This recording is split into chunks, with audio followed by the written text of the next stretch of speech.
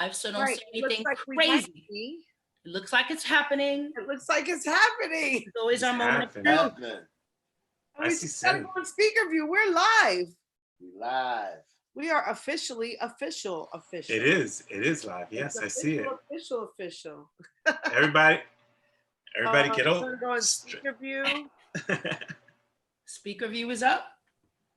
All right. And here we are. Let's go. Hello, everyone. It's bedtime. Oh, welcome. Brother Basil's here. What? He is. Right on. Welcome to Bedtime Stories. I am Sin Rose, and this is the lovely. Hello, I am Redness. Welcome to Bedtime Stories. Fred.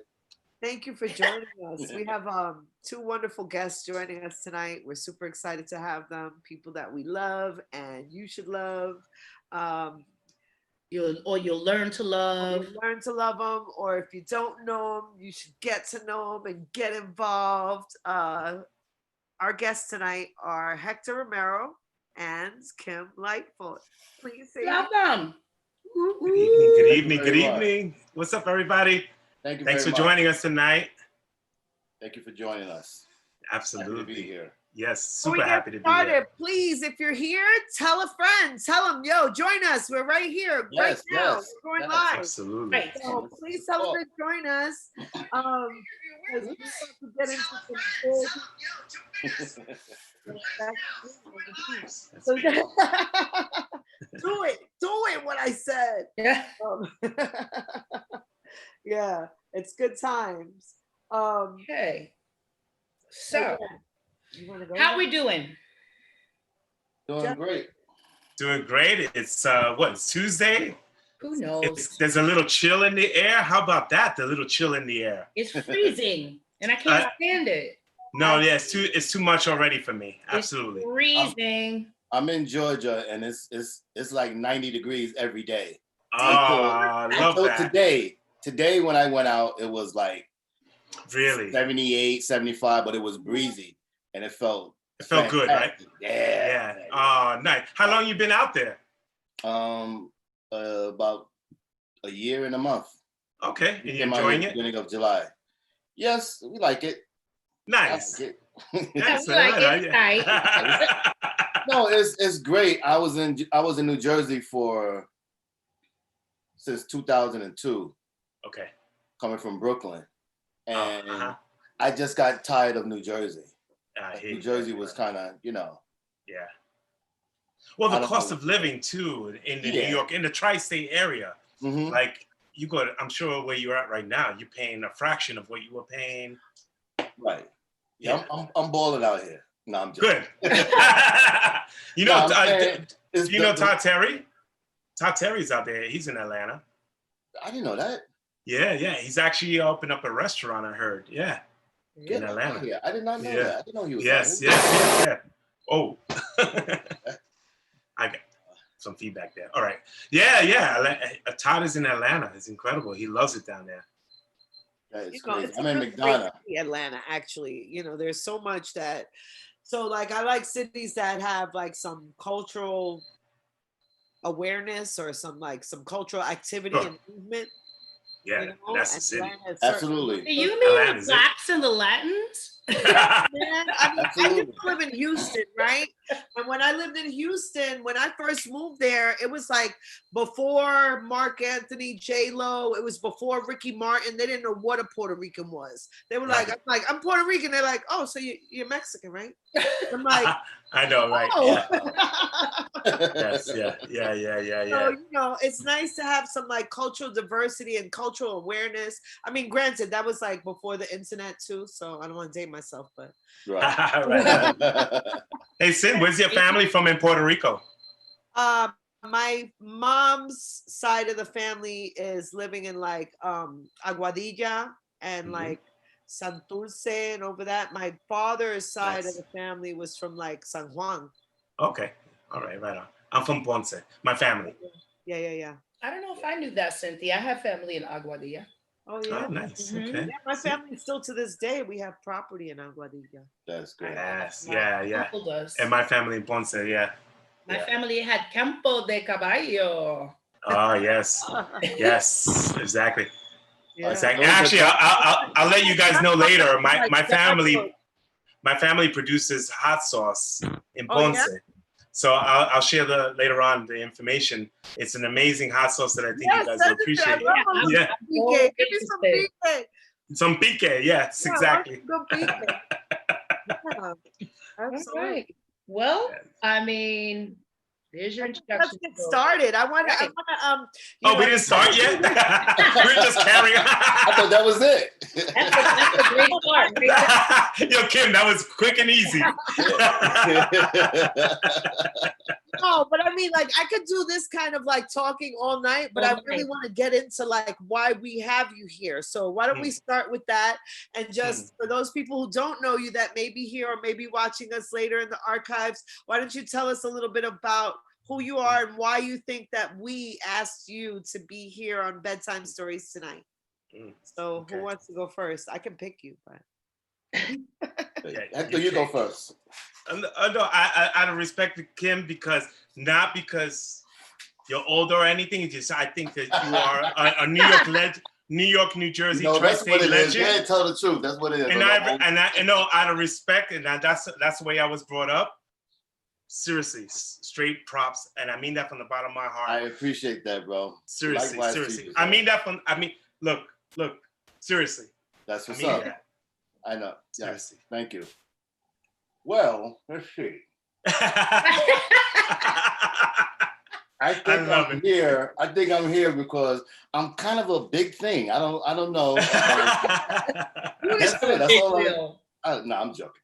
I think that we've all known each other for quite a few years on the club scene. We worked together. We've been around each other and stuff like that when we were little pups. And for Red and Sen to invite me, it's just mad respect back and forth. You know what I'm saying? That's the love they're showing for me, and I have that for them. So it's like you welcoming me into your home, you know, inviting me to come interview. So that's how I take it. I think I'm here because of that. Okay. You know? Right. No ego. Absolutely. Okay, so you see the coffee tequila is starting to work. So anyway. And for myself, my name is Hector Romero, born and raised in El Bronx, and proud of it, because that's what made me who I am today, being part of something that came from basically not so much the ghetto, but I grew up out of that. And so for those that don't know, I've been part of the Def Mix family for over 25 years. I've practically grown up at Def Mix. And I think I'm here because I feel like I'm part of a community, and that's really special for me. And again, like Kim said, no egos or anything. I just feel blessed to be part of this that is going to go down in history. When I'm said and done, at least, you know, because I know and I feel that it's going to continue. But I feel really blessed to be part of this community that I sincerely love and appreciate. And I thank you guys for having me on tonight, just because I'm the youngest of the crew, I guess, somewhat. Stop making assumptions. I'm 23. Yes. You and your bata. Right. I'm an old soul. Any 23-year-old that wears a bata. Every bata's at 23. I have a conflict. Thank you. It's gonna be haute couture next year. The bata. I'm coming out with batas with the with the bounty coming out of the sleeve over here. Orgasm batas. But yes, I'm very blessed to be here tonight, and I'm very grateful and honored to be part of this. Seriously, because I did my little research, of course, and I watched a couple of the shows, and I really like what you guys are doing, and I think it's important for our community and for those that are not part of our community that are tuning in to learn a little bit about ourselves and what we are doing and what we are trying to give back into the scene that we love of what we call house music, you know. And so I'm happy for you guys that you're doing this. I think it's important. Well, thank you. Thank you. Thank you for being here, both of you. Like, really, it means so much, for us to be able to have these conversations. Like, a lot of us, we may know each other, but there's still so much that you don't know even about people that you know, right? Mhm. So correct. this is a good way for us to get to know each other even better, and keep these wonderful community connections that we have still going strong, and also to like invite other people that, like, my friends may not know Red's friends, may not know Kim's friends, may not know his friends. And there's also a new generation that might want to learn about what the house community is about, which is important that they learn. I was going to say, or might need to learn, And anyone that's coming up in the game right now that wants to get into the house world, it's so important that they do their research, I feel, at least. And I don't mean to preach, but I think it's important that they learn, do their history search. They're not teaching this in school, so of course you got to go, and at least they have it on. It's online. Your archives, that's schooling right there. That with your previous shows. Even I learned by watching a couple of your shows, the past shows. Yeah, it's incredible, really. So it's important for the new generation. Thank you. I have a question. Oh, it stopped. Is anybody else hearing that weird sound? I am hearing that little weird, like, trill whistling kind of sound. Okay. There's a whistle going on, yes. Let's see. We're going to find like some feedback of some kind from somewhere. But I was just ignoring it. I didn't, but I don't know how loud it sounds to other people. So that's why I was trying to figure out where it was coming from. Anyway, moving right along. I know what it is. Forgive me. Hold that. It's my fan. Oh my goodness. Oh, it's Hector. It's all Hector's fault. Because I was trying to get the Mariah Carey hair going. with the video. It's gone, right? It's gone. It's gone, yeah. So get ready. I'm a sweat now. Forgive me. Go ahead. Drinking that vodka too. You're gonna be pouring out sweat coming out your head. You blame the fan if you want. So I do have a question though for Hector. And actually, the first question, Hector, for you is, where in the Bronx are you from? I'm just curious. I'm born and raised on the Grand Concourse, near Taft High School, near Yankee Stadium. And so I was born there my first 3 years of my life. I was born and raised there. And then where I really grew up was Parkchester in the Bronx, in the north part of the Bronx. Yes. Parkchester, where I'm at right now. No way. I'm right here. Really? Right here in the Parkchester. Oh my goodness, that's amazing. Yeah. Oh, I love that. Right on. That, I 30 plus years of my life in the Bronx and in Parkchester. My mother still lives there, actually. I actually own an apartment that I rent in Parkchester. Mm-hmm. So that's basically where I basically grew up and got my kicks as far as a DJ. In Parkchester was the big record shop called Harmony Records. Mm-hmm. Harmony Records was right on Unionport Road, and it's one of the most famous record shops that was in the Bronx for about 50 plus years. Wow. And it only closed about maybe 6-7 years ago. It had to be longer than 6 or 7 though, because I've been here for almost 10. Okay, I definitely would have noticed that, but okay, that's I did not. You know where they knocked down the whole theater and everything, where on Unionport in East Tremont? The movie? Oh no, the theater in the back. Yes. It used to be a bowling alley there. The movie DMV over there. No. East Tremont and Unionport, the north part. So there's a whole land right there. They knocked down a whole big area, and they're reconstructing like new land, basically. So that's where Harmony Records was. Oh, you mean that block that they knocked down the whole block? The whole block, yes. Oh, I know exactly what you're talking about, and I'm still trying to figure out what they're putting there. So they're putting up a new development, a new building with offices and underneath like CVS type things coming up. Boy. Yeah. So that building directly across the street from that area is where I grew up, and the record shop was right there. So I know exactly every day of my young life I spent in that record shop. So Harmony Records was a big part of my life, and where I bought most of that collection that you see back there. So yeah. Look at So that. so that's where I grew up, in the Bronx. Yes. Small world. I have a question actually from Brother Basil. Oh, For both of you. Hello, Basil. You're Uh-oh. next. Basil, you're next. The question is, if today was the start of your DJ career, but you could still reflect on your past experiences, what would you do differently in this era to enhance the culture? It's a great question. What would I do differently to enhance the culture? If you could still have your past experiences and you were starting your DJ career today.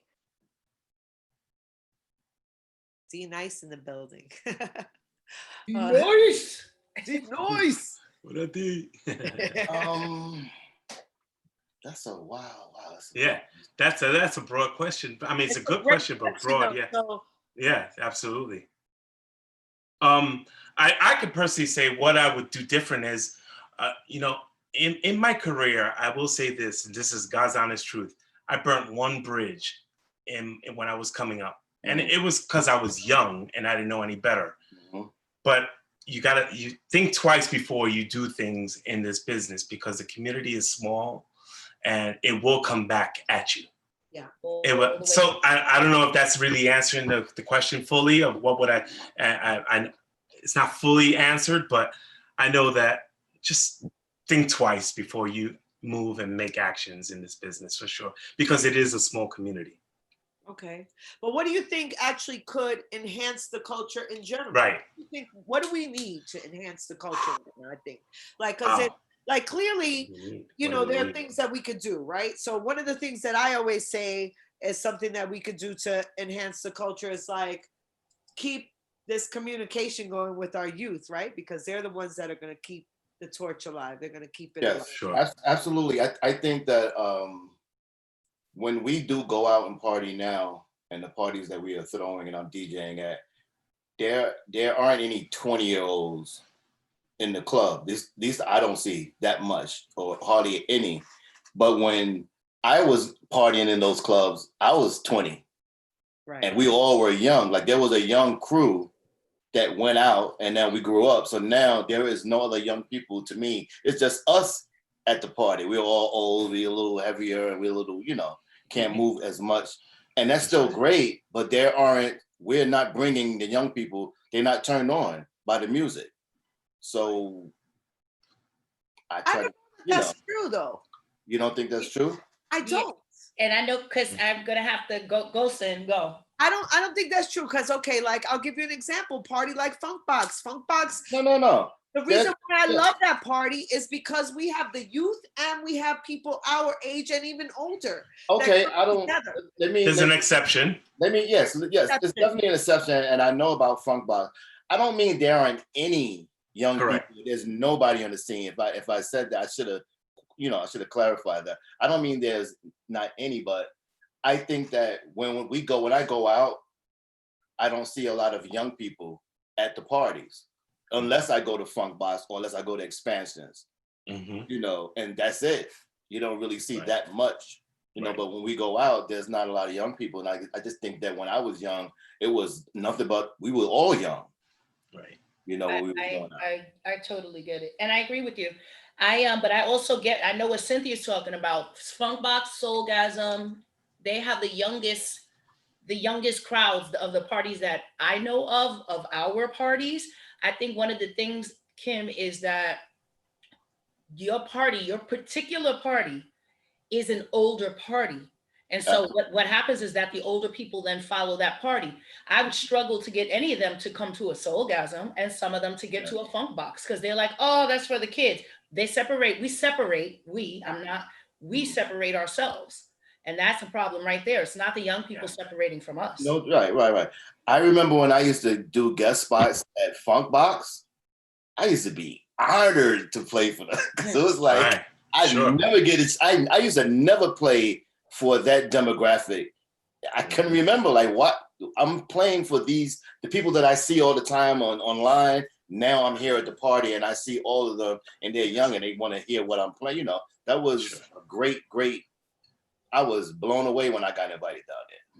That's You know, and every time I played there, me and Clean, we was like, wow, this is, you know, that shit was. But lit. that young generation should be appreciative that you're playing, because you know what? No, they As were. I'm sure they DJs, were. we get better with age. I think. Mhm. I think, you know, Mhm. we I'm have sure so they much to were. offer. We have so much to offer, and I think that's important. Yes. And I don't know. For me, I think in America, it's just still never became the main culture, house music. In Europe, that they live and breathe house music. They listen to it in a restaurant, in an elevator. It's just here. It's just never became the real culture, and it's always been our uphill battle here in America. Absolutely. And that's what's the hard part. But little by little, I guess we continue fighting that battle. Mhm. I think that that's because of hip hop, because hip hop and Well, that's the culture in America. Yeah, Yes, that's the main. That's because hip hip hop, like this, rock and roll. Hip hop, rock and roll. That's America right there. That's the epitome of America. Where you go to Europe and it's all about dance music. Look at. I'm sorry. Look at this. Is what I have here. This magazine, a free magazine, Faith magazine, that just started again. That's basically owned by Defected Records. But this is an amazing magazine that I paid to get shipped over from Europe.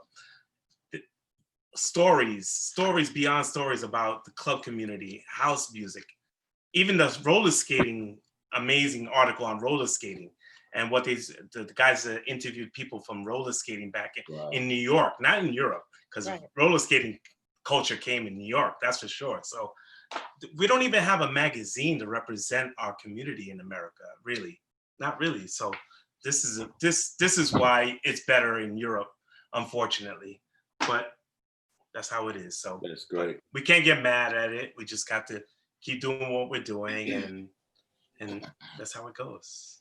Well, I'm gonna say, I think also because it started here and it was underground and we kind of wanted it to stay that way, we didn't fight for it to be above ground. So when people then saw it and took it back to wherever they came from, they didn't know how to, or maybe they chose not to keep it underground. Hence the public exposure. We still will fight about that and say, even on the business tip, we're like, wait, I could maybe make a few more bucks if we did that, but it's not going to feel the same. That's right. Yeah, we did create this. That's for sure. We did it. and Europe basically just made it better. Basically, somewhat made it better. That's how it goes. Unfortunately, it is like. As a matter of fact, a true story. When Def Mix had a residency at Pasha in Ibiza, we held the residency from 1999, I think, to 2012-ish, something like that. Every Saturday, every year, we had Def Mix at Pasha. Fast forward when things started becoming the EDM thing and social networking became really popular, Defected came in, and basically because there was marketing machines, they were amazing at marketing. They took over the Saturday nights from Def Mix, Defected, and made it like tenfold of what.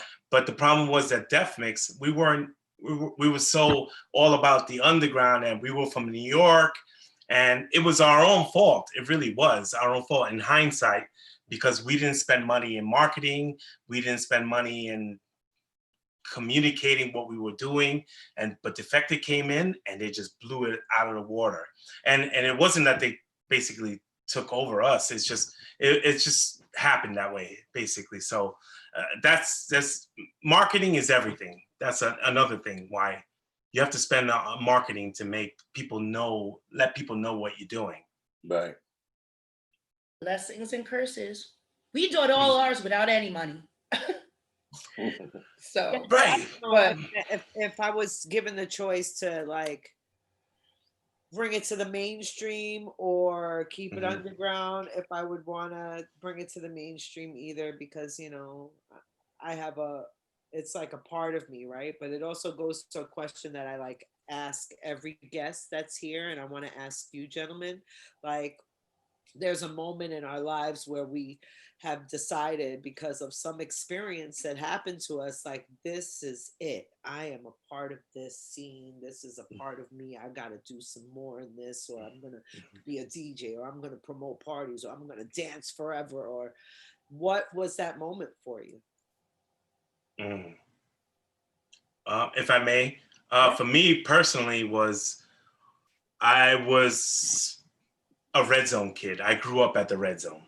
My history is basically Red Zone of going out. I wasn't a garage kid. I was too young to go to the garage. So Red Zone was my garage. And going there each and every Saturday for a better part of 3 years. And half of that year is when I met David, and him allowing me to play with him.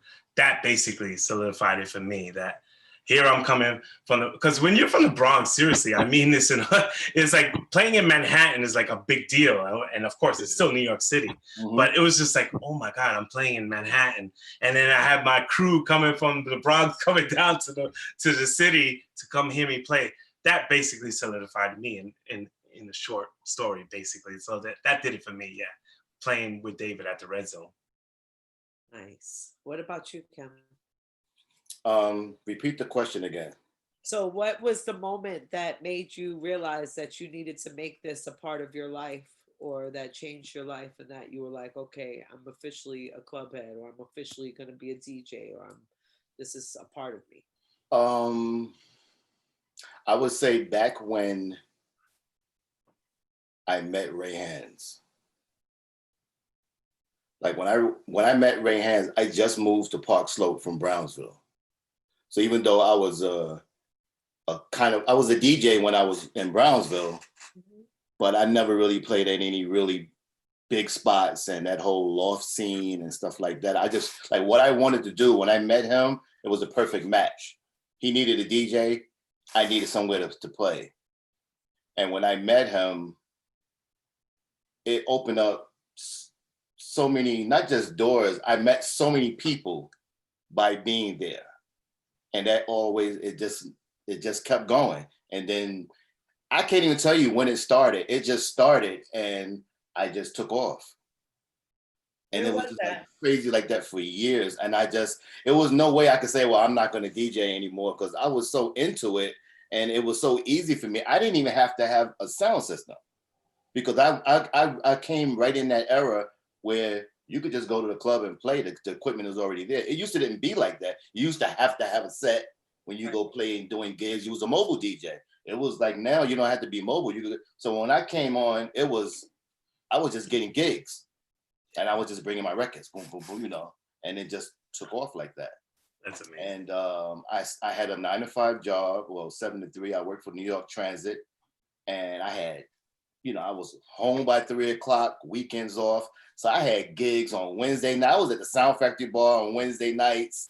I was at Afterlife on Friday, Vinyl on Saturday, and Nels on Sunday for like months. That's what it was. It was crazy. So my career came, I can't even tell you, I couldn't stop it when it started. Like everything, mm-hmm. That's just amazing. And, yeah. I've got a question for you, Kim. Speaking of a little party called Afterlife. Yes. So, as we spoke to your, I guess, DJ partner in Afterlife last week, and he told his story of how it happened for him, but I feel like your story is completely different. How did that happen for you? Well, for me to get hooked up with those guys, and yes. How did Afterlife start for you? Afterlife started for me through, rest in peace, Doc. Doc and Mike. Mike was Amy's husband at that time. Mm-hmm. Remember Amy? Mike and Amy. So it was Mike and Doc.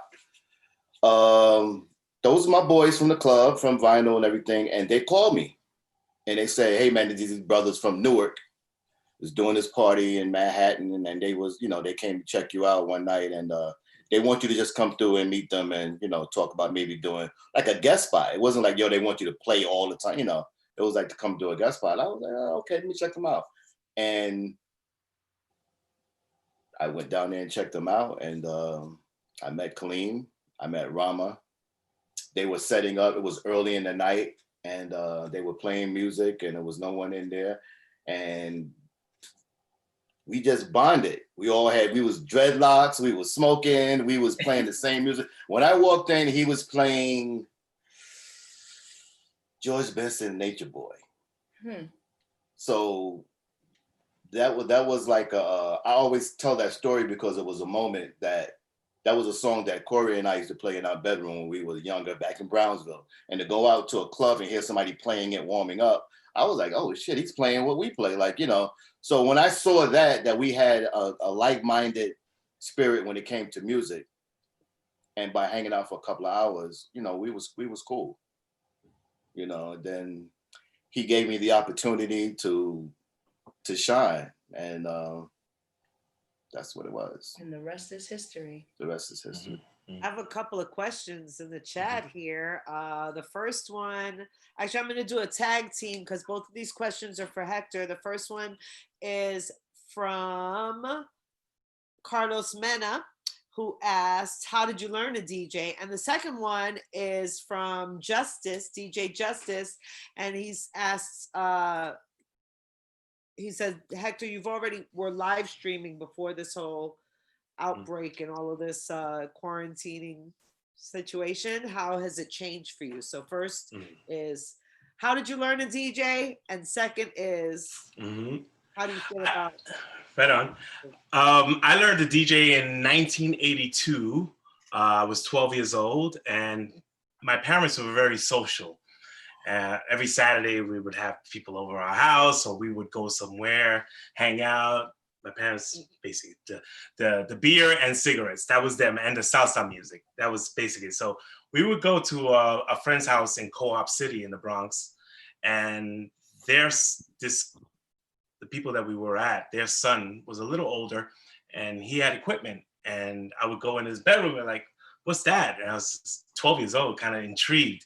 And he was kind of showing me. And so that's basically how I started DJing.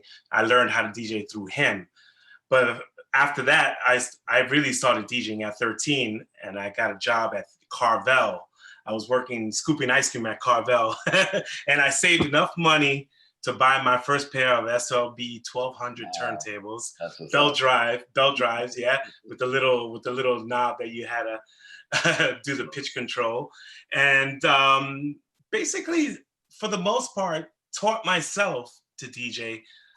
But I will say that really I guess because I was so young, I couldn't go out, hang out, and my parents were pretty strict, and so I couldn't go hang out, especially living in the Bronx. You know, the streets pretty rough somewhat. Was listening to Tony Humphries on Kiss FM.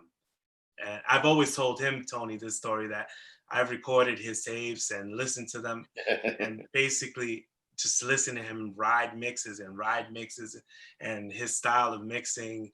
And so that was basically, if I had to give it up to probably somebody that really taught me how to DJ, I definitely would give it up to Tony Humphries for sure, 100% in my early youth, for sure. Absolutely. And then regarding to the question from Justice, live streaming, you know, a few people that have seen me do this show that I've been doing for the last 3 years called The Network, that I've been doing once a month on a Wednesday night. It's The Network at the Function House. And I've had guests on my show, and we were live streaming then and not really pre-pandemic. So this is 3 years already. Wow. Once a month, every Wednesday. And we would get frustrated when Facebook would cut us off. They've been cutting us off since then. And we were always trying to bypass how can we get past, you know, the cutting off of Facebook. But we learned early on that YouTube was a big source to let the stream, when it wasn't cut, to archive on YouTube. That was really important. And I appreciate that you guys have your shows on YouTube archived, because it's history right there. It's archived forever. It really is. It's incredible, really. So my show, The Network, and unfortunately I haven't been able to do it since March. I've had some amazing guests on the show, Jihad, Spen, Carlos Mena. The list goes on of the amazing guests that I've been able to have on my show, and I can't believe that we were really live streaming and doing the whole restream, the OBS that's becoming incredibly popular right now during this pandemic. It's incredible, really. We were doing that. Well, not me personally, but my Function House guys, Michael and Anthony from the Function House. Respect to those guys because they were doing it way before anybody was talking about doing live streams. Oh, it really helped. And we had this little, we had this amazing little clubhouse where we would have 30, 40 people at the Function House once a month on a Wednesday. We had sponsored pizza from Luzzo's in Atlantic Avenue. Wow. You guys gotta, if you've never eaten pizza from Luzzo's in Atlantic Avenue, you gotta go definitely. They were our sponsor for most of the shows. And I really wanted to take that show to another level. And unfortunately with this whole pandemic thing is taking a little back seat right now. So, and now me seeing you guys do this show, and I respect, the questions and the research that you have to do, because that's what I was doing to make my guests feel comfortable when they were on my show. And, and then my co-host, she's amazing. And Kelly Denise, we really enjoy doing this show once a month. So streaming is here to stay for sure. It really is. Yeah. I think the next level is monetizing off of it. Absolutely. But then again, the internet is free. So it's going to be hard to monetize. You have to have something special to ask people to charge. Right. So you have to have something really well put together, a production, a concept where people are going to be intrigued to want to pay their $5 or whatever it is, because you can't charge too much. Right. So, but I do think that streaming is the future for sure.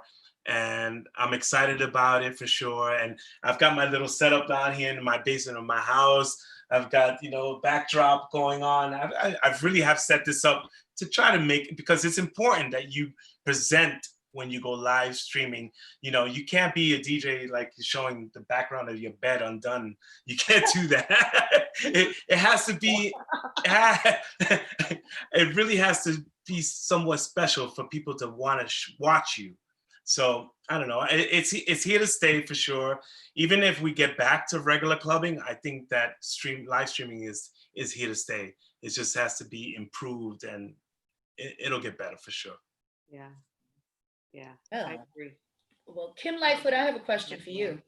Because you and I were new to all of this streaming stuff, and we kind of learned some things together. How do you feel about it? About streaming? This whole streaming life. Streaming life. It's like just when you thought it was easy, now I got to go back to school. You know what I'm saying? I was just DJing, everything was fine in the club and everything. So now it's going to like what Hector was saying, the OBS age.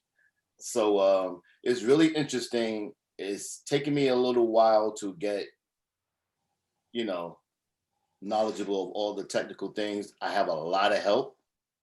I have my support team is Keith Porter, Tyrone Francis, Basil, everybody's my Snow Brooklyn.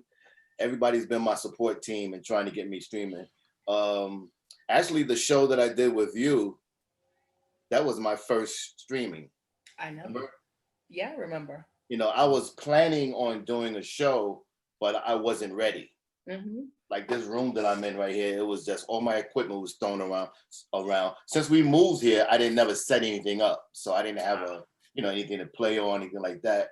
And it was the whole pandemic, the whole year. I wasn't doing no music at home.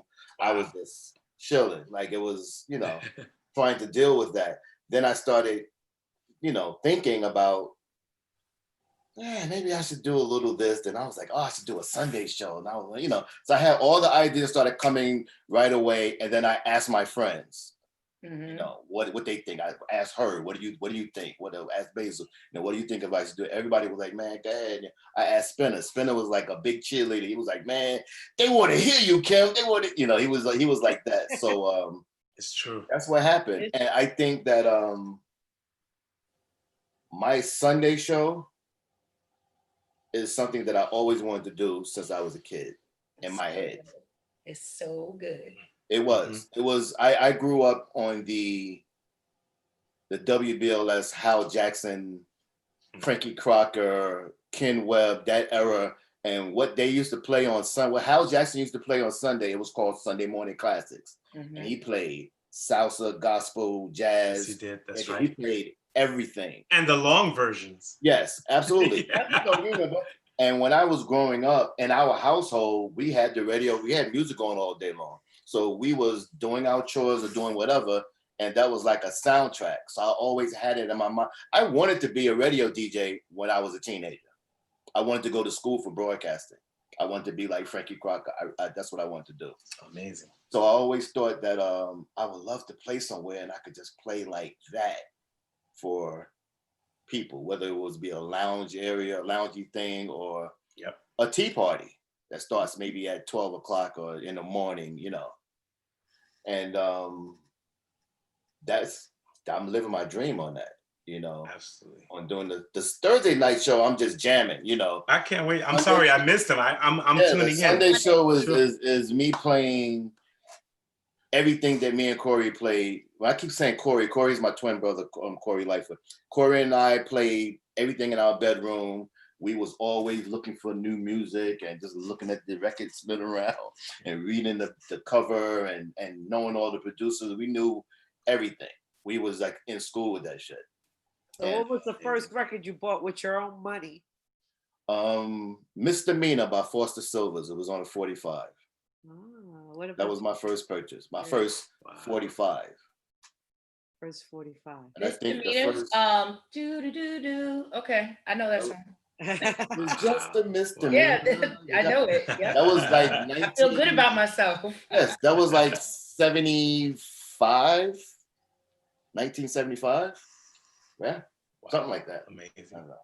Huh. Amazing. Well, Kim, I'll tell you about your Sunday mornings. There are some people that we know that, you know, in the beginning of all this, we were all listening like, okay, everybody's home, nobody's working. And we were listening to everybody.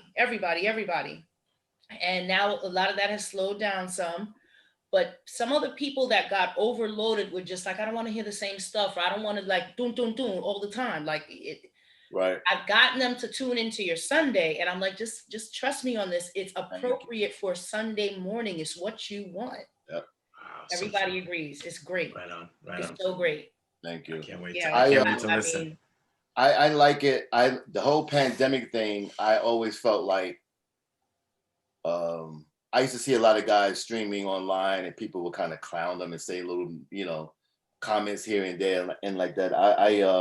That always bothered me because first of all, you don't know what people's situation is and why they're doing something. And it's therapeutic for me to play music and then to be 25 people listening. I don't think they're sitting there watching me. I don't know. They could or they could not be, but I know that they're listening. So they're tuning. If it's just that many people, it pleases me because I know that people just need to have some music in their lives right now. You don't know if you have a sick parent. You might be home with the kids. You got to clean up. You're outside or whatever. Just to have some music on in your household sometimes. That's how I grew up. That's right. Music is a healer. You know, so I like it that some people come on in the chat room and they say, oh, that was my mom's favorite record, or I remember this. So, you know. That's awesome. That's a blessing to me. It really is. That's awesome. Yes. Yeah. I have a question for both of you. Steve Bochi would like to know, what is let's make sure I get it right, the first house song that you fell in love with? The first house song. For me, because my introduction to house music was Chicago music. So I would say probably like anything by Cecil Curley early on. Absolutely.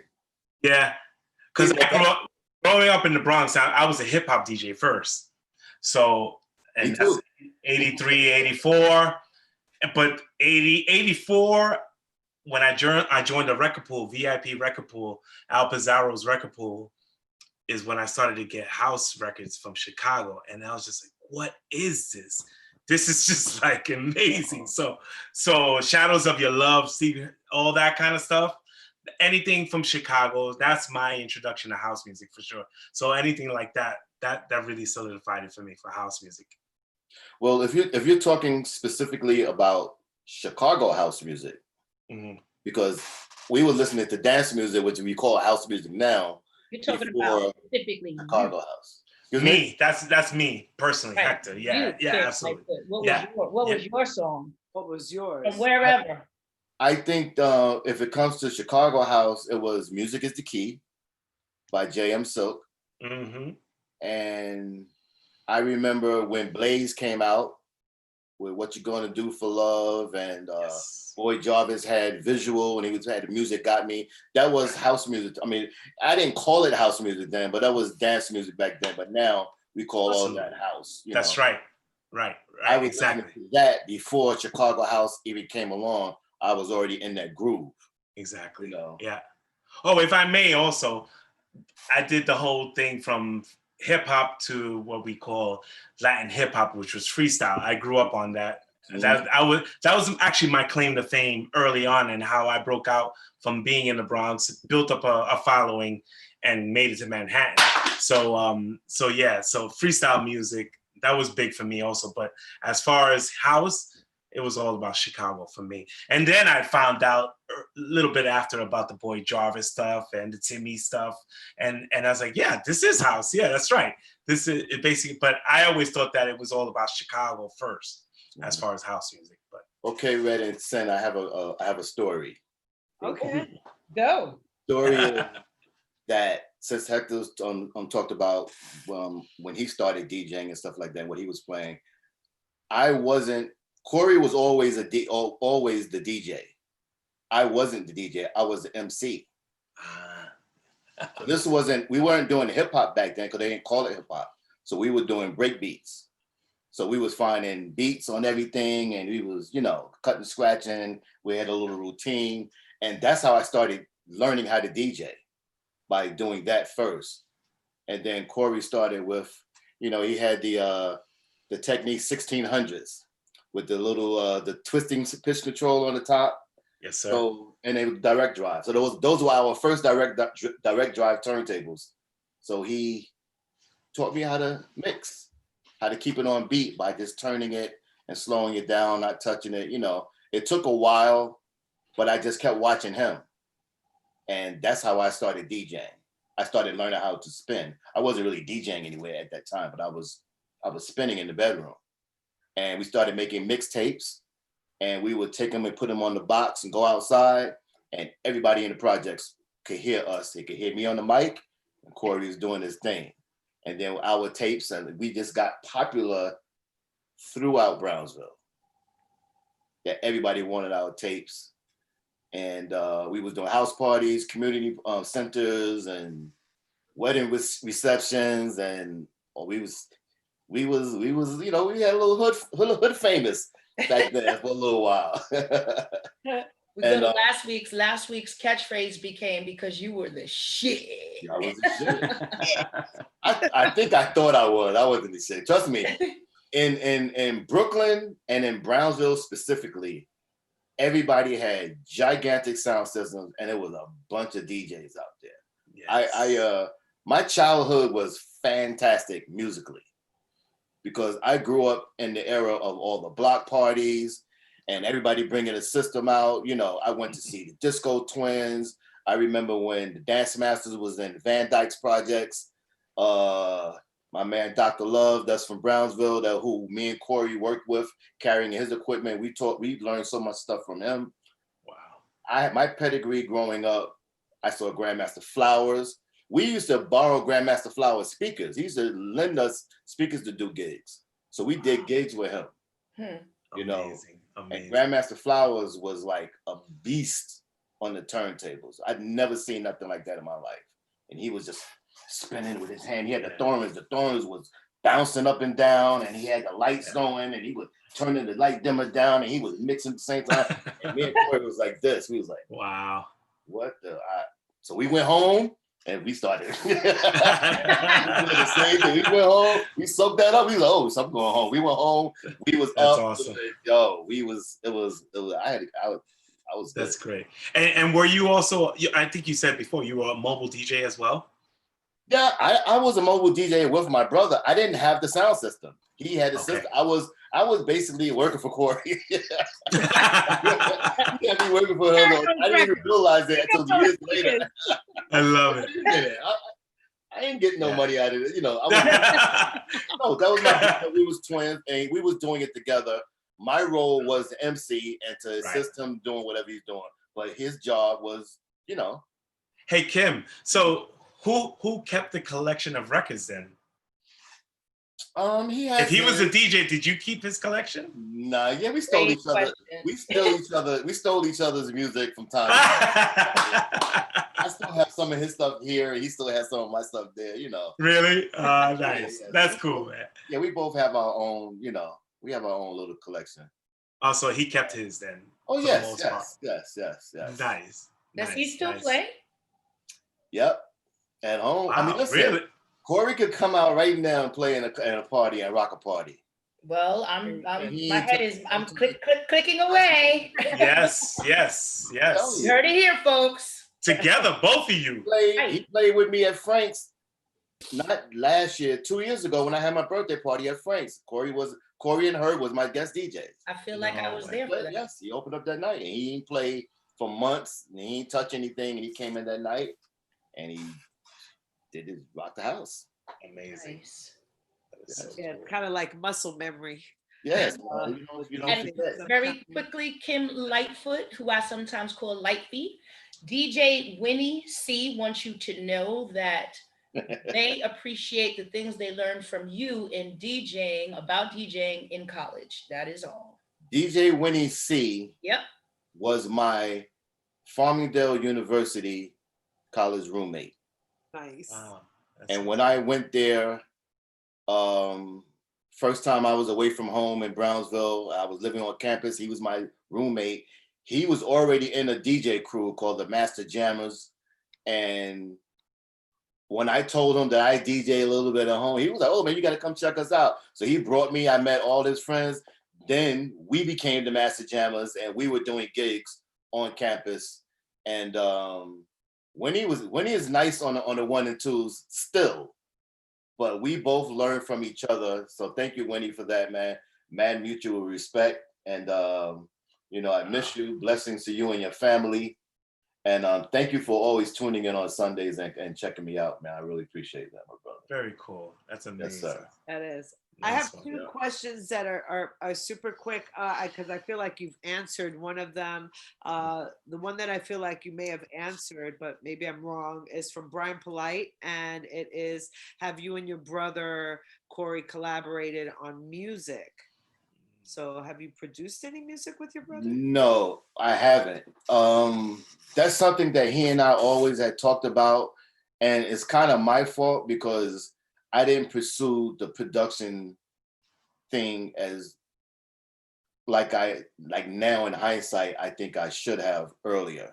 Well, it's never too late. No, it's not too late. I'm working on something, but I'm saying that if I would have probably done that, it would have been an opportunity for him and I to do anything. So like I was DJing, that was for years. Corey really was, you know, he had a different life. He was working and everything. I was a DJ going out traveling and everything, and he was doing his thing, you know. So if I probably would have went into that, I'm sure I could have dragged him in there because I would have loved nothing more than he and I to do anything together. That would be awesome. Sure. You know? So the second question is for both of you, and it's from our friend Darren. And Darren wanted to know, where in the world is your go-to record shop nowadays? Hector. Discogs. But seriously, in all seriousness, I spend a good amount of money on Discogs once a month, $30, $40. But I don't buy vinyl. I like to buy CDs. Yep, CDs. But because I try to find classics the CD, the digital versions, Right. the full Clean length version. versions, Yes. clean versions. Yeah, Clean. I'm a nerd like that. I mean, Me too. I know the crack and pops are cool, whatever. But and then I have the vinyls for most part. I have them, but I'm looking for the digital clean versions that I can import into my computer and keep in my library as an AIF, as a wave. And that's what I spent a lot of my money on, actually. So as a matter of fact, about 3 weeks ago, I bought something on Discogs, and I was shopping on the page. I forget what it was right now, but I bought a record from John Cutler. John Cutler, he has a page on Discogs that he's selling a lot of collection. And then there's another guy that lives in Texas, I believe, is Louis Dean, who I've known in the business for a long time. And I was looking for something and he had it. And then we were like, oh my God, it's Hector. Hey, Louis, what's up? So we hit it off on Discogs. So I spend money on Discogs. That's my go-to record shop right now. What about you, Kim? I haven't been buying any vinyl for quite some time. I get vinyl from certain producers who might give me a copy of this and that. The only time I really spend money on vinyl is when I go to Japan. Yes. You know, when I go to Japan, I usually go like once a year. It's always annually. And when I go out there, I hit whatever city I'm in, I'm hitting the record stores and see there's still some of the best record shops in Japan. Absolutely. The record shops out there is off the chain. It's like they really are. Yeah. Candy store. You just anything and everything. I know exactly where to go. It's so true. You know? Absolutely. Yep. So I'll buy. I spend most of my time on the digital download sites like Juno, Bandcamp, TrackSource a little, and I just do searching and research on music every day, all day long. Yeah. Basically research for me as well. You know, a lot of people peg me to be, well, first, yes, I'm a DJ, but they peg me as producer. I'll say this with all sincerity, I'm not a producer, really. That's not really my thing. Aside from DJing, my claim to fame has been the business and the being part of putting projects together and A&Ring. That's my passion, real passion. If anything, when it's all said and done, I want to be left this world as being an A&R person that has contributed to house music, to electronic dance music. And so, I do a lot of research as well. As Kim said, I'm always on Bandcamp. I'm doing research on TrackSource, on Beatport, on Spotify. As a matter of fact, I've been blessed in the last 8 months to have taken on an A&R job for Sony Music for a new label that they started 8 months ago. And thank you. Yeah. So there, bro. Thank you. Yeah. So it's a label. It's a Latin electronic label, and that's very broad, but it has a lot to do with house music as well. And so I'm signing right now music that we're releasing. The name of the label is called Oriana, ORINNA, Oriana Music, and it's out of UK, Sony UK, and basically they felt the necessity of exploiting and developing this, I'm not going to say just Afro, but this Latin groove, this Latin Afro, also down tempo, mid tempo. And I'm working with an amazing team. Actually, as a matter of fact, the director of the label, his name is Dusko Justic, and he's the vice president of marketing for Sony Music Iberia, meaning he's the marketing vice president of marketing for anything that Maluma, Ozuna, Jennifer Lopez, Mark Anthony, Ricky Martin. And so he's vice president, but then he got the blessing from his boss to start a Latin electronic label that's focusing on electronic music, the stuff that I love, the stuff that he loves. And so I do a lot of research on stuff that we're signing right now and currently getting ready to release on this label. We only released our first record 2 months ago. In September 25th next week, we're releasing a new single by Doug Gomez. Shout out to Doug in Costa Rica. Yeah. So yeah, so that's my passion. That's what I want. Like I said, when it's all said and done, A&R for me, putting projects together, it's what I really want to do. Really, yeah. Okay, well, I'll keep that in mind. I went in left field. I'm sorry, I took over. No. You need to Not learn at all. This matters because you we're need gonna to have learn. it on video of no, he never said that. He said this. Like this is what he says. So get it right. And when Kim said that, you know, not his regret, but something that he wished he had done was producing. To the new generation, don't feel that you have to be forced to be a producer if you're a Absolutely. DJ. Yeah. Do not feel there are so many aspects in this business that you can get into to make it. I know right now that if you're a DJ, oh, you have to produce. You're being forced to produce. It's almost like you're like getting pushed by, like, even my agents in Europe and around the world, my agents, they're like, you have to make a record. You have to make a record, Hector. But it wasn't in me. It really wasn't in me. Once in a while, I will do a record. I actually did a record for Carlos Mena, a remix for Carlos Mena 2 months ago, but I have to feel it. And it's not, and I have to work with someone to help me because I don't know it all. I understand. So you're saying exactly like how I feel about it. yeah, I have it all here and I know, but I can't sit there and I don't have the patience also to sit in the studio. So I'm being honest. Yes, you are. So to those that are tuning in, that will tune in, you don't have to be a producer, remixer to make it in this business. You can be a journalist. You can, I don't know, do your own show, do your own things, but you don't have to. I know that's the quick route. And that's basically because agents have made that the quick route, you know, produce a record. And unfortunately, a lot of those guys that are producing records, they're not the ones that are making them in the first place. So whatever, and that's a whole other story. But, you know, just there's other ways to make it in this business. So find your passion. My passion is first and foremost is to be a DJ. I live it, breathe it, everything about it. Absolutely. And also A&Ring. That's I love talking. I love talking to my distributors. I love talking to my lawyers. I love talking to my business associates when we're doing this label.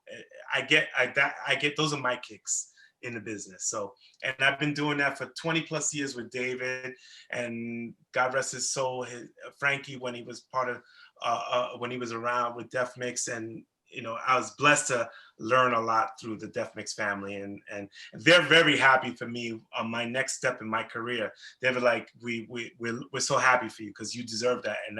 And to have that push from them to say, you go, do your thing. That, you know, and it's a beautiful thing. Absolutely. Nice.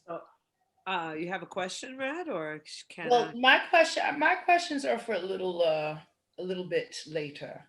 Okay. Well, I have a question, and it's another one that I like to ask people because I'm always curious to what they would say. And it's for both of you. If they're like, you've had the opportunity to work with many people, you know, some, you know, maybe that you wanted to, some maybe that you didn't want to. That bitch Carol Baskin. If there was a dream person that you could work with, either dead or alive, who would it be? Alive. I want to work with Timmy Regisford. I've played on a bill with him before, but I'm talking about just he and I doing a party together. I'll open up whatever you know. It almost happened last year for my birthday. When I did a birthday party at Public Records, and you know, we had reached out to him, and he was down for it, but I think that he was already booked for something. Playing at the Jamboree. I remember because I went from the Jamboree to your birthday. Right, but he didn't play the Jamboree though. Well, something had to do with that. I think it was whatever it was. I don't want to put his business on it. I'm not going to do that. He was my choice. I had a list of people that I wanted for the birthday party. He was the choice. We reached out to him. he was very, very interested. He actually came to the party. Nice. Mm-hmm. But he just couldn't do the gig. I don't, it's neither here nor there why he couldn't do it. The fact that if he would have played that night and guest DJ at my party, I would have been like, he came to the party. Wow. And actually stayed. He came, looked me up, searched for me. Yo, Kim, happy birthday, blah, blah, blah. Gave me a hug. He came and greeted me and he stayed while I was spinning.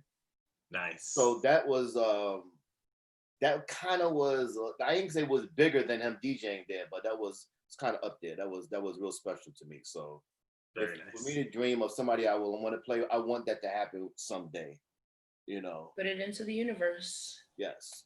Hear it in the universe. Mm-hmm. I see it in my mind's eye. It's gonna happen. So Timmy, if you listening, if you watching this, make it happen, man. All right, make it happen. Okay? All right. All right, Hector. Absolutely. For me, it's a recent story. Because of the label that I'm doing now and being that the label's Latin electronic. I had a conversation with Vega, with Louis, who we both come from the Bronx and we've come from the same paths. He's slightly older than me, but so I was always looking up to him. And when I basically broke it down to him what I'm doing at this new label and talking to him about what the possibilities are of something that he will produce, something in the future that we might be able to sign to the label. For me, that would be the all in all, to have a Vega record that I have physically have signed. That would do everything for me. That would really put the icing on the cake of my career. And then of course I got my brother, my beloved brother David, who's working on something for the label as well. But my most recent conversation was Vega, and that's because that would make me so happy because we come from the Bronx and just because he's one of my mentors. Really, he really is, really 100%. So hopefully this will happen within my lifespan, that I'll get to sign something from Louis. And we talked about a couple of projects that he's working on that might be possible because the label is through Sony, as I said before. So the marketing, the distribution, the sync deals, they're all in place that we can actually take the music that we love to another level and not just be local. We want to spread this to a bigger on a bigger foundation. That's what I want to do. Absolutely. On the back of both the CD, the vinyl, in the notes of whatever, when it goes down, I would like my line to be to my sister Red from the Bronx, since this is all Bronx. Thank you. Word. Give it up. I rep the Bronx. Even though I'm born from Brooklyn, I rep Brooklyn. I rep the Bronx. I live in Harlem. So we got two Brooklyn against two Bronx. We got two. That's right. No, Brooklyn and the Bronx are great together. You worry about Queens and Jersey. What do you say? Love you guys. Love you. I do have a question for both of you. Des Uno would like to know. Well, actually, this is for Kim, and he has a different question for you, Hector. Yes. What are some of the favorite clubs that you played in? The favorite clubs. Mm-hmm. One of my favorite clubs in New York is Vinyl. Mm-hmm. And my favorite club in Japan is Precious Hall in Sapporo. Wow. Precious Hall in Sapporo. Ooh. Okay. Yep. And Hector, same person, Mr. Des Uno. He would like to know, what is the best sound system that you played on? That's pretty easy. Stereo in Montreal. Oh, I heard about that. Oh, stereo. Yeah. And much respect to respect to Tommy and the whole family at Stereo in Montreal that are going through it, as many of us around the world, where they're shut down because of the pandemic, and they're trying to keep afloat. The club has been open for well over 18 years, and we hope that they survive this and we can get back to playing there at Stereo in Montreal. It's a legend. It's legendary, the club. Yep. It's 2 floors too. They've got Stereo Bar that they open from 10 to 2-ish, And then after hours, you go down upstairs, and it's just like the biggest after hours crazy, legendary nightclub in Canada. Really, in North America, probably goes down as the best club in North America. Really. So yeah, that's my favorite. Nice. Speaking of how the pandemic has affected our clubs, have you gentlemen heard about like House of Yes in New York and how it's now closed and they've taken their liquor license and everything? I heard. Yep. I did not hear that. What are your thoughts about that? I only heard about this past Saturday. I did a set at TBA in Brooklyn this past Saturday. TBA's on Wythe, right underneath the bridge. And the owner, while I was DJing, and it was just, I actually, it was a really fun gig because first I didn't have to play any house music. It was an open format, just play what I like, just music. The patrons were sitting at the tables. There was no dancing. But I, as a DJ, as working in part of the staff of the club, I had to wear my mask the whole time. Right. So he was telling me, please keep your mask on. There are agents going around the city, undercover agents going around that are basically looking to find bars and restaurants for not abiding by the rules of the governor and the city. Right. And then he explained to me what happened with House of Yes, and I was just like, no way, that's incredible. That's funny. I don't know what to say. I mean, they probably should have known better, but I get it now. You know, these are hard times. You know, people want to make a living and make some money, and I don't know exactly how it went down. Hopefully they were being responsible of how they did it. I don't know the truth behind it, so I can't say on that part, but I feel bad though, because House of Yes was an amazing venue. It really was. I enjoyed playing there. Yeah. And I hope they can get, you know, some kind of reprieve from it and be all right about it. I don't know. I hope, but the law is the law, I guess. Yeah, I mean, I feel like the law is the law. I do also hope that, like, you know, I don't ever want to see anybody create a situation where it's like people are unsafe, right? So I definitely want to see people being safe and being taking care of other people, because that's what's important. And again, I also don't know like the full circumstances of what happened, but I do know that they've lost their liquor license behind this, right? That's and to me, that's really devastating. Yeah, that's harsh, because that's a hard thing to get. Yep. So like, you know, I think that like, yeah, I agree with you. I hope that they have some reprieve on that. Yeah, no, I mean, really, the owner of TBA, he was adamant, do not take your mask off while you're DJing. And because of these agents, I didn't know that there's undercover agents going around the city and checking on stuff. So, yeah, I was like sweating. I was playing music, and I was like hot, and I wanted to take it off, but yeah, we're living in a different world. It's incredible. It really is. It's amazing that we have to do that now while we're DJing. I know. And now they're saying that they're opening restaurants and things like that at 25% capacity. I don't know if this is gonna also translate into club situations, but as of September 30th, they're supposed to be in New York City opening, you know, to 25% capacity. That's right. And you know, I feel like this is even 25% is not good for a restaurant, because their overhead to pay their staff. Yeah.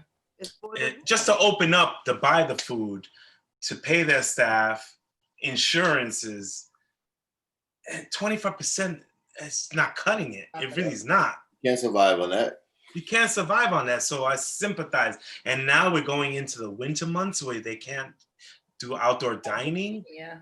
Oh man, I wouldn't want to be an owner of a restaurant right now. I sympathize so much. And I've been going out. I live in Long Island. It's a little different in Long Island. It's a little more lenient. It's at 50%. It's been like that for restaurants. So, but we've been eating outdoors, my wife and I. For 50%? in Long Island. Yeah. Oh, okay. Yeah. Jersey too. Yep. It's been a little better of a situation, but my wife and I, we've been eating outdoors at restaurants in Long Island. So now we're thinking now it's there's a chill in the air. Yeah. What are we gonna do? So I don't know. We'll see what happens. Totally sympathize to restaurant owners, and I wish we could support in some way, but it's hard. Yeah. So I know I asked you guys about like who's your favorite person, right? But I'm just curious because I'm a little bit shady. Who would be your least favorite? Oh, damn. You're gonna have to go. You guys have to go first on this. You don't have to say it. I'm just curious because I'm like gonna have to answer that first. I'm not ready for that yet. Hold on. Judy Weinstein calls me the most political correct person in business. So I know. I would never say it either. I'm like, Who was the worst person to do what? Who like if you had a dream person that you would work with, who would be the least like who would be the nightmare person? Oh my goodness. Person? You know what? In general, anyone that has a bad attitude, and that's generalizing, anyone that just is full of themselves and a bad personality, I would rather, they might be the most talented. I'd rather not work with that person. I agree with you 100%. Because why you got to put yourself through that, And this is stuff that I've gone through like stuff that demos that I was like, I don't know if I want to work with this person. I'm not sure. It's like, is it worth it to headaches and stuff like that? So I'd rather. It's all about 50% of this in this business is personality, and who you know, of course. But personality goes a long way. The other 50% is money. As well, right? Nowadays, I don't want to work with the person who don't have the money or don't have any money. That's my worst nightmare right there. That's the nightmare one. Yeah, you hire me and then you don't have the money at the end of the night. Oh, that in that aspect, yeah, absolutely. Before you hire me and you say, well, we don't have a big budget. We don't have a right. And that's the nightmare, right? That's the worst. Yeah, that's true. Yeah. I'm sorry, Hector. I didn't mean to cut you off. No, not at all. You did not cut me off at all. You're 100% right. Yeah. But that's my answer. The person that don't got. Yeah, for me, I'm joking, but I ain't really joking. You're not joking. No, right. Sorry, not sorry. Yeah, it's true. When promoters go through that whole spiel, I'm like, I'm a team player. I love to play music, but that whole, I don't know. Yeah, that's what it is. Yeah, no, I get it, and I agree with you too, because I'd rather be upfront. When I play a funk box, Tony tells me this is what it is. Yep. Yeah. Straight up. Yep. Look, this is what I can. And you know what? I want to play there. I want to play there. Absolutely. So I'm open. I'm a team player, like I said. Whatever it is. When they asked me to spin there the first time, I didn't ask them. I didn't tell them what I wanted. What they had. This is what we pay our guest DJ. Exactly. I was like, well, what's my date? Just go ahead and book me. I'm in. No matter what. I know y'all gonna hook me up. So don't. Whatever it is, let's do it. Yep. As a matter of fact, this painting, Cynthia, this painting right here, that's from the artist that my last set at a Funk Box. Oh, right. Forgive me, I don't remember his name right now. His name is Riz. Riz. Yes. Riz 22. And so that's his name. I'm doing my set, and he's painting this thing in front of me. And I'm blown away, like from scratch. And at the end of my set, I go to him. I say, "Man, I really appreciate what you've done." I was like, I don't mean to insult you, but I can't afford too much. How much would you like for it? And he was like, man, don't worry, man. It's like whatever you want to pay. And we worked it out. So I can't say the price, but It wasn't much. He was really honest and chill about it, and now he gets a commercial. That's it. Now he gets a commercial. Now he gets a commercial. Personality, like you said, that all matters too. I got my Riz art in the next room. Do you? Lovely. I hate Riz is the artist that I have the most pieces from. Really? And yeah. What up, Riz? It's like to paint 1 million paintings before he dies. So I know that he's happy to have these paintings find homes, you know. Amazing. As much as he's happy to get paid for them, of course, because and well deserved, absolutely. Yeah. Like I said, I didn't want to insult him. Yeah. I was like, look, I can only afford this. And Tony Touch only gave me this.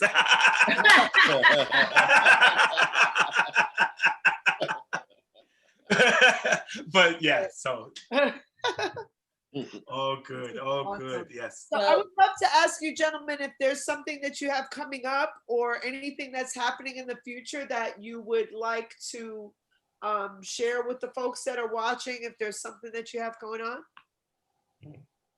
I don't have anything going on other than Thursday night at 7 o'clock. I'm on Twitch, and on Sunday mornings at 10 o'clock. I can't wait to follow you. What's your Twitch handle? Because you know it's very specific. And if people don't put handle. It is Kim lowercase, it's Kim _Lightfoot. Okay. All lowercase letters. I'm gonna get into that right away. Hey Kim. You want it. Kim, Yes, may sir. I ask, is that your real last name? Yes, it is. It's a great name. I love it. Thank May you. I ask what is the origin of Lightfoot? The origin is that's not my biological father's last name. That's my mother's married name. So the man that she married, which was Lightfoot, he's from North Carolina, and he has Black Indian, Amazing. Oh, okay. I don't remember the whole story, but that was on his side of the family. My biological father is from Haiti. And my mom is from North Carolina. Nice. What part? She's from Hertford. Hertford is it's not too far from Raleigh. Okay. Raleigh and Belvedere and nice Windfall and that whole, it's real country up there. I love it. Nice. As for myself, what I've got going on is live streams, basically. I actually have a gig at the Bogart House on September 25th, which is next Friday. It's and actually I'm not even supposed to say it's at Bogart. But for those that are listening, that's our little click right here. So Bogart House wants to keep it very social distant. We're not supposed to say where it's at. I'm supposed to announce where I'm playing, right, and basically say DM me for the information. But so it's next Friday on the rooftop of the Bogart House. It's gonna have heated lamps because that chill is gonna be coming in New York, and masks are pretty much mandatory. And we're just gonna play some music there next Friday on the rooftop from 6 p.m. to 12 a.m. Sorry, next Friday, the 25th of September. And then overall, just continue doing my live streams that I love to do. That's basically it. What nights are your live stream on? I don't have a schedule. And it's Morales is the one that's been like, dude, you got to get on the schedule. You got to get on the schedule, And you know what? Speaking of him, it's incredible how dedicated he is about his show. Like he hasn't been traveling much either, but if he does go somewhere, he's back on Sunday mornings to do his show every Sunday for the last eight months. He's spent a lot of money on making sure that it looks good. He's not even on OBS. He's I forget what the broadcasting system that he uses, like another level. But it's incredible that he's really embraced live streaming, and then of course like guys like Louis who are doing it 3 times a week. It's incredible, the dedication, and then doing different styles of music, and that's what I love. These guys seriously were born to DJ. Absolutely. I don't know how, when I see Louis' schedule sometimes. I'm like, sit back and like, oh, Yeah, they were born to do this. that's That's amazing. all. And then when you see him, he's standing. You know, when the last time you saw Louis sit down? No. Every time you see him, he's standing up. He's doing his thing. I don't know where he gets the stamina from. It's so true. It's a All pure the passion. Yeah. A pure passion. Energy when he spends. Yeah, and they've been doing it. Him and David have been doing it for so long that they almost can just sit back and just chill. But no, yeah. It's almost like their weeks are not fulfilled if they don't play. Yep. He's always on. He's on. He don't. It don't sound like he's having a bad day or he's just he's just on. That shit is amazing. Yeah, it really is amazing. It really is. I find it amazing, even like before this pre-pandemic stuff, that like how people their travel schedules also. Oh yeah. I know, like for Tony, for example, there'd be days where he'd be out traveling. He'd do 3 cities and fly in and jump right into Funkbox with a suitcase and a bag, and I'm like, in his truck, and I'm like, yo, you haven't slept passion. yet. Passion. It's amazing to me. That is passion. It really is. Absolutely. Another one is Spinner. I actually wrote on Spinner's page. I said, dude, you need to have your own show on BLS. like the Twitch stuff is amazing, but he needs to have his show on BLS. They need to dedicate on the radio to expose it to the masses. Mm-hmm. His show is just incredible. Education every week. And he's a good orator. He speaks.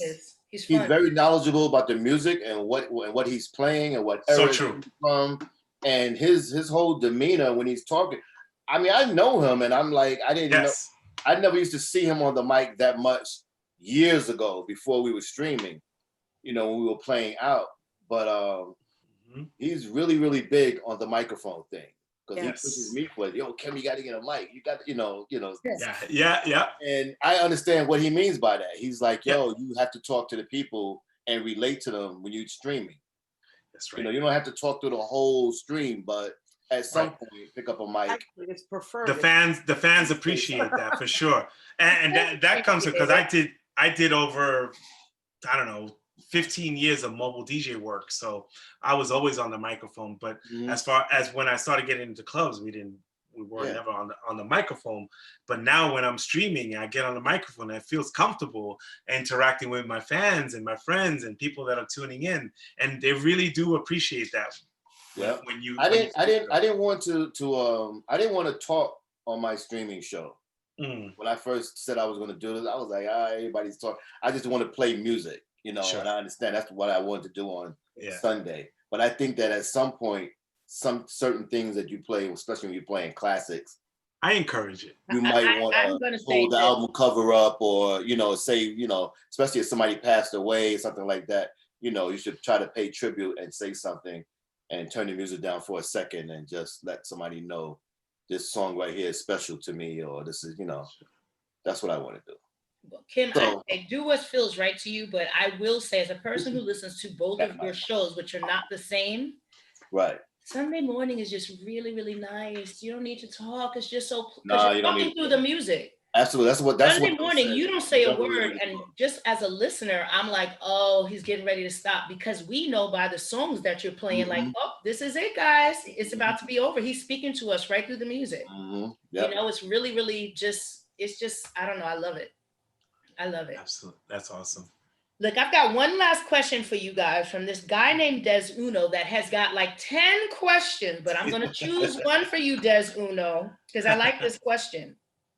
His question is, what record, or is there a record that you've actually tried to get your hands on that you have not succeeded in finding? Whoa. That's a come on, Des. It's late. Question, Des Uno. That was one of his easier questions. He's going on. I'm gonna have to think on that for a second. That I couldn't get my hands on. No, I don't have one. Yeah. I've gotten really most. Wow, look at you! Everything I wanted, that I could get.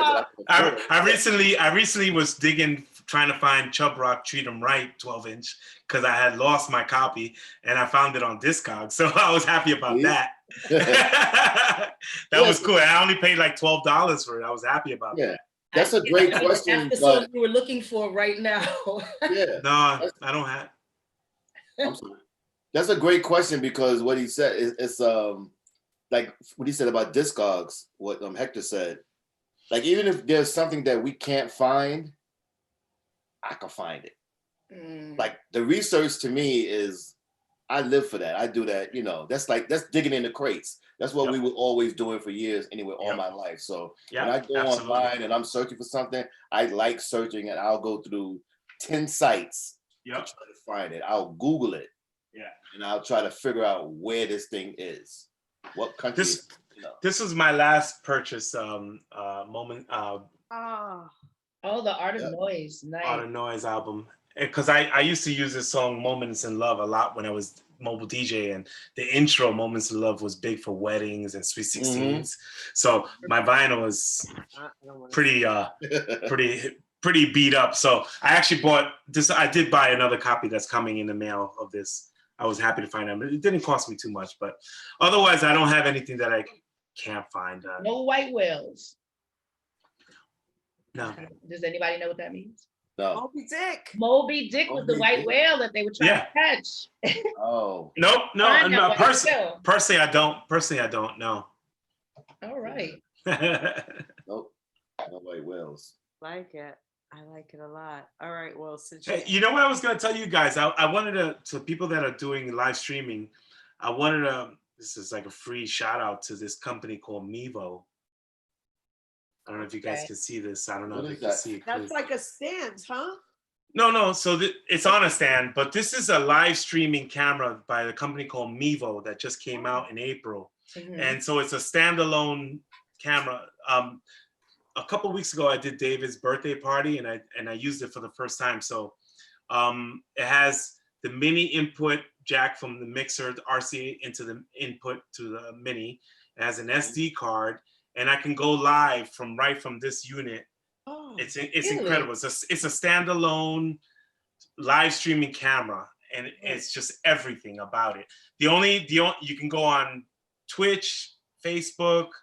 All the above. Unfortunately, the only one is not Instagram that they don't. Of course not Instagram.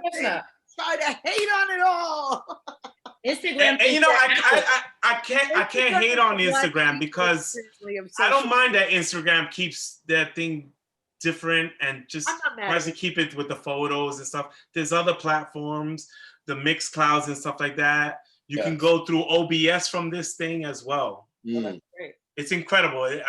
There's an amazing YouTuber called Mojax, MOJAX, and he gave an incredible review about this camera, and that's how I wound up buying it. It's only $399, and it also has an a mini SD card that you could put in. So while you're recording, while you're going live, you can record your sets as well. How do you spell the Mevo? I'm sorry. MEVO. MEVO, and it's amazing. And so you can go Wi-Fi, or you can also go. It has an adapter that you can buy separately to go with the Ethernet cable. And then if you're outdoors, you can tether it to your iPhone or whatever, your Galaxy, your whatever phone. Everything about it is amazing. It's just this little piece right here, and the quality is 1080p. Over the top, amazing camera. That's great. Thank you. Great to know. Yeah. Because I know that me personally, my MacBook Pro is an older model, and when I tried to do some live streams from my computer, it looked not so great quality because my graphics card is not such great quality. It's older, so I did my research, and I was like, you know what, this unit, the Mevo, is incredible. So for those that are listening that want to do their live streams, I totally suggest the Mevo. And those are Hex tips. Quick tips. Right? Quick tips. Digit tips. Digit tips for the week. And we were all like, go on. And what else does it do? Yeah. I love it. You know what's incredible, that there's been there's some live streaming websites that are monetizing, as I said earlier in the show. But you know, these companies are, what there are is porn sites that are now putting an extra page on their platform that has nothing to do with porn, but you can go and it has everything, or it has everything already set up, the credit cards, and makes it easy. And not even that you can have thousands and thousands of people at one time, and it will never crash, because that porn sites, that's like the big thing. It's like thousands of people going on, and it won't crash. So yeah, that's the big thing right now. There's a couple of porn site companies that are offering their services, their platform, for live streams. I'm learning a lot tonight, man. I'm like, well, maybe we don't have to do the live commercial for the porn sites, but I'm definitely gonna side message you in a minute. Gotta find out what site is this. Incredible. One last question from our chat. From yes. once again from our brother Basil. He asked, "Is there a favorite record that you love playing that sounds beautiful every time you play it?" You have a favorite record that you're like, oh, this is the one that's gonna lift the spirits of everybody in the room? I have this record that my brother Corey turned me on to last year by Kamasi Washington. And it's called Truth. It's a jazz record. Nice. And I played it in Sapporo at Precious Hall. That's my favorite club in Japan. I played it on that sound system as the last record last year when I was there. And that was my first time hearing it on a big sound system other than hearing it in my car or hearing it at home. Right. And that song is amazing. And that's a song that I always bring with me. I don't care where I'm going forever. I'm always going to have that in my archives and waiting for a chance to play that song out, because it's beautiful. Beautiful. I would say for me, because I've seen, and this is a true story, in Ottawa in Canada many years ago, a young lady basically cry when I played To Be in Love by Masters at Work, India.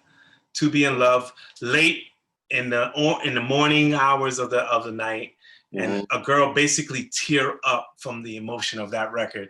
So that's a memory that's embedded in my mind, and of course I love the record. That's the jam right there. So yeah, To Be in Love. So that would be my favorite for sure. One of my favorites for sure. That's great. Great. I love those kinds of questions too, because then I go back to the archives if I don't remember, and I'm like, oh yeah, this got added to my playlist. So. I already wrote it down. Now I have this is a random question going back to something you said earlier, Hector. It's more personal, but you mentioned, so the irony of it all. So I live in Parkchester now. I got my apartment. My aunt used to live here. She lived here my entire life, and then she moved and she passed it on to me. Nice. But I'm born and raised in Co-op City. Oh wow, yeah. And you said your parents were hanging out in Co-op City, and their friend's son was a little older than you. And I'm just curious, do you remember the son's name? Yeah, Rudy Caballero. Oh my God. Okay. That's funny, because Co-op City is a city within a city, and we all know each other. You have to know you might even be similar ages. Forgive me, I don't know your age, but I'm just saying. Well, obviously, similar. you keep saying I'm older than you. So. Forgive me. But no, Rudy Caballero. I was the young one, right? Yeah. And he basically was born and raised there as well. So okay, that's good. And he's on Facebook. Just look him up, Rudy Caballero. You can. I'm writing this down too. Yeah. Because it's a small world. Yeah, it really is. Absolutely. So that was my DJ mentor early on. Okay. All right, guys. I mean, we've been here for a while. We have. I haven't even looked at the time, so it just feels good. And that's what happens when it's good. It must be 10:30, right? What time is it? It's sun up. The sun's rising. Well, I just want to thank you both for being here with us. Like, it's really been a pleasure to see your faces virtually, smiling faces. I miss both of you. I miss listening to your music and live in real person and sweating on the dance floor. Yes. And I really appreciate you just coming and taking some time to spread a little of your wonderful energy with us, and you know, it means so much. So thank you, really. This was a lot of fun. I thank you for the invitation, both you ladies, and it's a pleasure of sharing my time with brother Hector. Congratulations on your Sony deal, and I'm looking forward to hearing some of your music. Yes, I think send you will some links out, send some shout outs out. Let me know when you're releasing something. I don't care what kind of music, whatever music, whatever genre, whatever it is. We will connect. Absolutely.